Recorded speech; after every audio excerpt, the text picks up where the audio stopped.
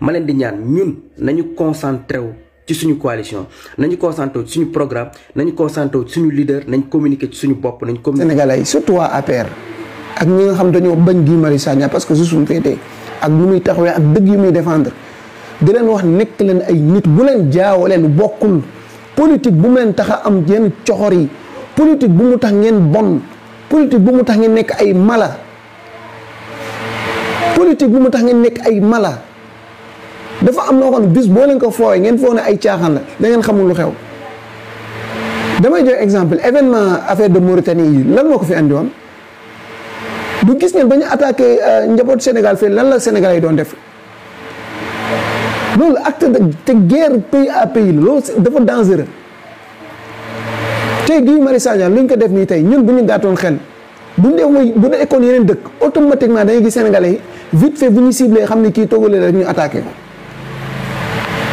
loolu c'est très dangereux nga gis ay Sénégalais toog fii di jubilé wala ñii di kontaan ñii tax naan lan la fa doon def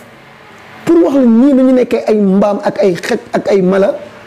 xamu sax Guy Marius Sagna ban mission lay joué moom xamuñu ko sax ba fu ñu koy invité juste àndul ak ñun rek ñu ne lan la fa doon def ay nit la yoo xam ne seen bopp yi daray muus ak daray nit nekku seen biir bopp yi en bu ñuy xoolee en viscéral la ñuy xoolee ay nit parce que juste àndul ak ñun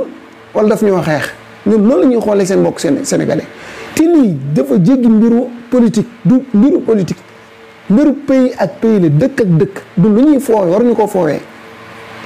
sama gars yi may lañu kër waaye balaa kii bi di kii live bi te dagg ñii di si fii ñii may déglu may lañu ay kër balaa live bi di dagg donc lu ñuy wax rek mooy attaque bi ñu attaqué fële Guy Marius Sagna ñu koy naqarlu bu baax a baax waaw ñu ngi koy naqarlu ba fa naqaru yem te di ko métti lu di woo état bi toujours ñu ngay woowaat état bi waaw ñu ngi woowaat état bi ci boppam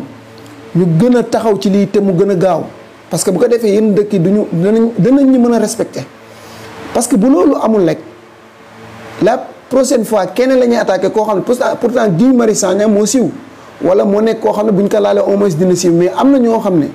tey mën nañ leen rey bitim réew te kenn du xam te du mujj fenn donc loolu état bi da ci war a bone benn taxawaay bu mët sëg bu ko defee bépp beneen dëkk africain bu gis nañu taxawee Guy Marius Sagna kon dootuñu laal benn sénégalais ci maa tey voilà donc loolu la ñuy sàkku ci état bi ñu ngi ñaawlu torop ba fa ñaawlu yem ñu ngi ñaawlu ba fa ñaawlu yem te yaakaar naa sénégalais yi moom am na loo xam ne boo leen ci woowee dañ leen ci fekk si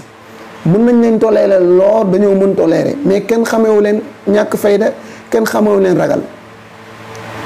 kenn xamewu leen ñàkk fayda kenn xamewu leen ragal bu dee fayantu ak guerre rek ñoom xam nañ ko ci sénégalais yi parce que ñoom seetaan nañ ko seetaan nañ sénégalais yi gis nañ ba fi Macky Sall bëgg ñuy imposer fii dictature gars yi ñoo génn taxaw jàmmal ak moom ba mu fi jóge fi donc Sénégal du ñu ay tàppet te du ñu ay ragal ku ñu woo nag ci fitna nañ xam ne ñoo leen dàq woote ci fitna ñoo leen dàq guerre ci fitna wootewul nag ci fitna kenn wootewu fi fitna waaye ku ñu woo ci fitna nga continue di ci nekk arrêté woo di nga xam ne sénégalais ñoo la dàq xeex te ñemewul te ragal lañu donc lu may wax état bi rek mooy na taxaw ci suñuy mbokk sénégalais yi di génn nañ leen protéger gën a dëgëral seen sécurité nañu gën a garantir seen sécurité nañ leen gën a garantir seen sécurité parce que lii c'est très dangereux voilà pays voisin bi Togo bi nan la fa nit ku yor passeport ma leeralaat ne passeport diplomatique képp ku ko yor mu ngi mel ni kuy doxalal Sénégal service maanaam kooku mu ngi dox ci tous les Sénégalais au nom de tous les Sénégalais fépp mu dem rek day mel ni Sénégalais yëpp la fa demal fépp mu dem day mel ni Sénégalais yëpp la fa dem